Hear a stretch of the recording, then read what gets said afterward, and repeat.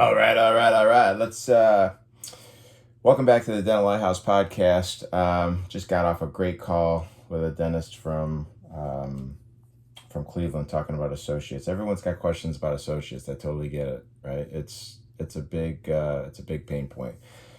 Next, we're going to go to the email inbox. You guys can reach out, Jason at thedentallighthouse.com, Jason at thedentallighthouse.com. If you have a specific question that you want us to riff about on the air, something that's been perplexing for you, maybe something that you want to try to get answered but aren't ready to hop on a live call with us.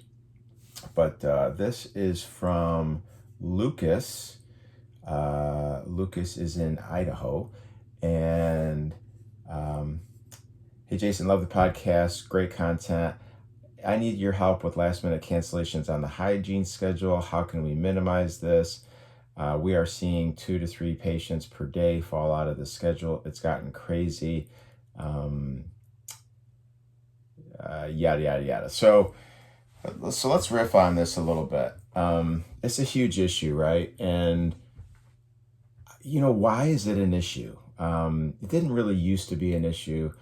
And I don't want to get all philosophical, but I truly do believe it's a value system issue. It's simply a lack of value for hygiene services. Now, is this a monster that we created as dentists or dental offices or hygienists because we haven't been really, really, really clear about how important it is what we do, and we've turned it more into a commodity than a specialized procedure based in health and wellness?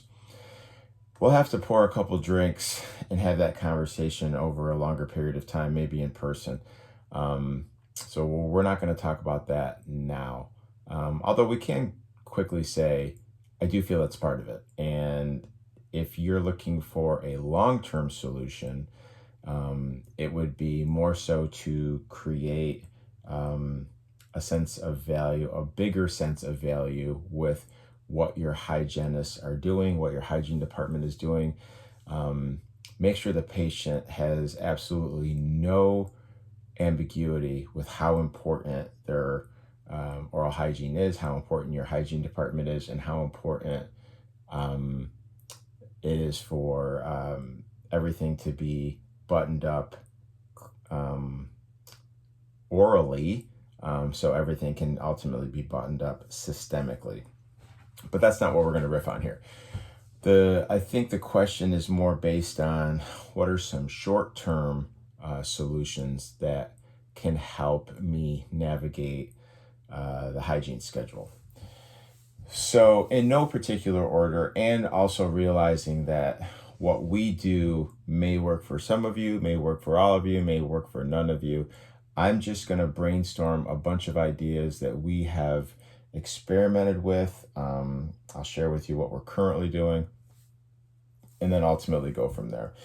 So one option is to obviously make sure that your confirmation protocols are really buttoned up.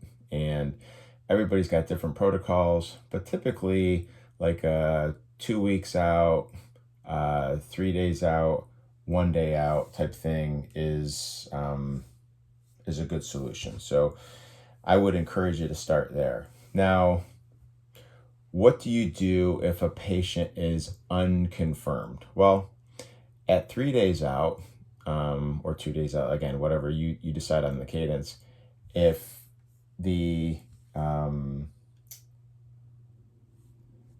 the person is still not confirmed, then you can use some verbiage that says something to the effect of, all of our hygiene patients require confirmation to hold the appointment. If we don't have text, email, or phone confirmation from you within the next 24 hours, we will be removing you from the schedule. And then ultimately do that, remove them from the schedule. You can also try to create some value when you leave that message by saying something like, we specifically schedule this appointment just for you. We only see one patient at a time. Our hygienist's time is extremely valuable, and for that reason, we need absolute confirmation from you that you will make this appointment no further than 48 hours before the appointment. That's a good place to start. And that's what we do, trying to create value, making sure that the patient understands how valuable that appointment is, how many people want that appointment, and if it's not confirmed, then we're taking it out of the schedule. Now, when you take it out of the schedule, if you choose to take it out of the schedule, you can do a couple things. You can just put it in a list in your dental software, or you can move it over to a ghost column, and we'll talk a little bit about a ghost column here in a second. So that's one option that will help. If you decide to move it over to a ghost column, then just realize that you need to have capacity to deal with those patients if they do show up. The chances of them showing up are rare, but if they do show up, you can turn them away. I would suggest that that's not good for business. But if everyone else shows and this ghost column patient shows up, you need to be able to see them. And it's hard to see them. Some of you guys have offices that are, 3 or 4 operatories. You're understaffed. That can be very difficult. So a ghost column might be more indicated in a situation where you have, 6 operatories plus, where there's possibly a cross-trained person that does some front desk, some clinical, that can see the patient, at least start the process of taking x-rays and updating medical history, stuff like that. Another strategy is reservation fees, right? So I am a huge proponent of appointment deposits or reservation fees. You can use any verbiage that you want for doctor appointments, what we call first chair productive doctor appointments. And if you guys don't know what I mean by that, go back and listen to the podcast that I talked about optimal patient scheduling or optimal doctor scheduling.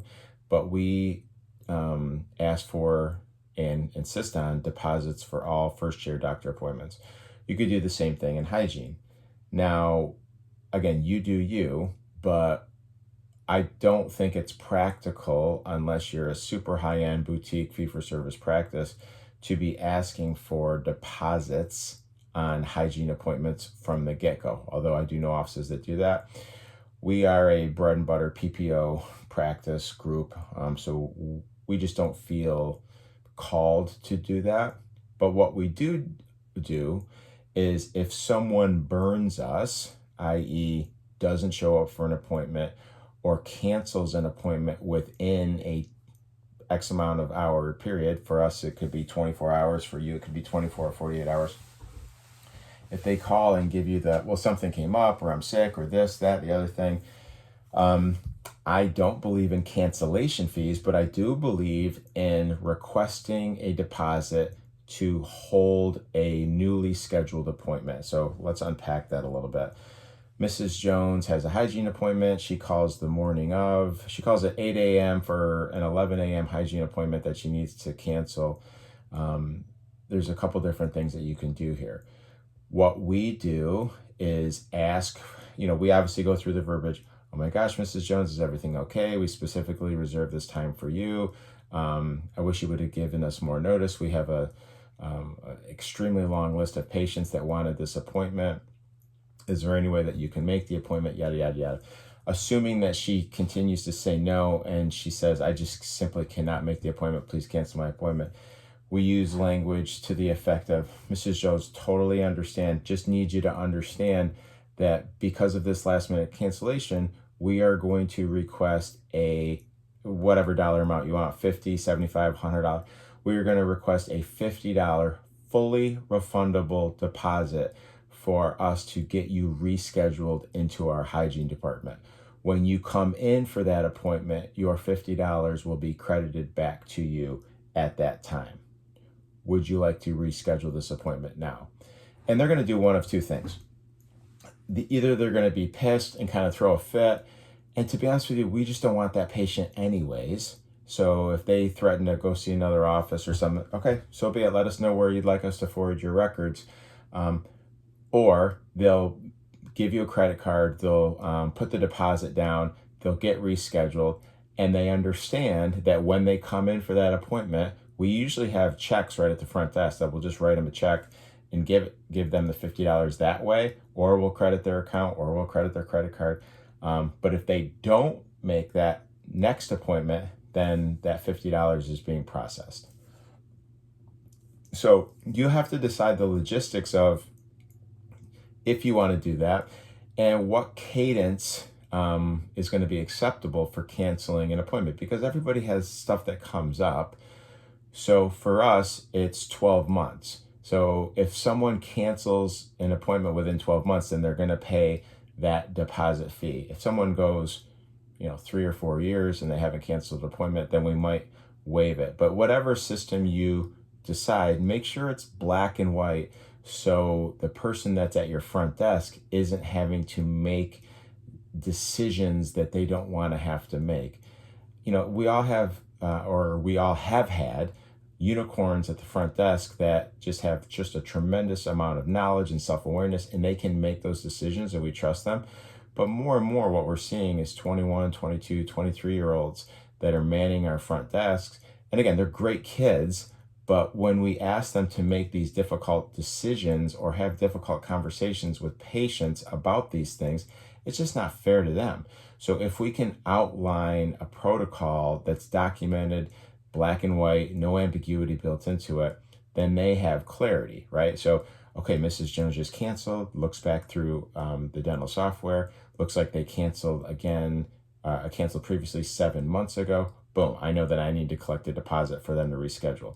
Or Mrs. Jones cancels, I'm looking back at her chart, looks like she's never canceled the appointment. Based on the protocol, I can show her grace here. I'll use the verbiage that we have in place about how valuable the appointment is, how many people wanted the appointment, but I can reschedule this appointment without collecting a deposit. Just be crystal clear. And again, you do you on the rules that we're talking about here.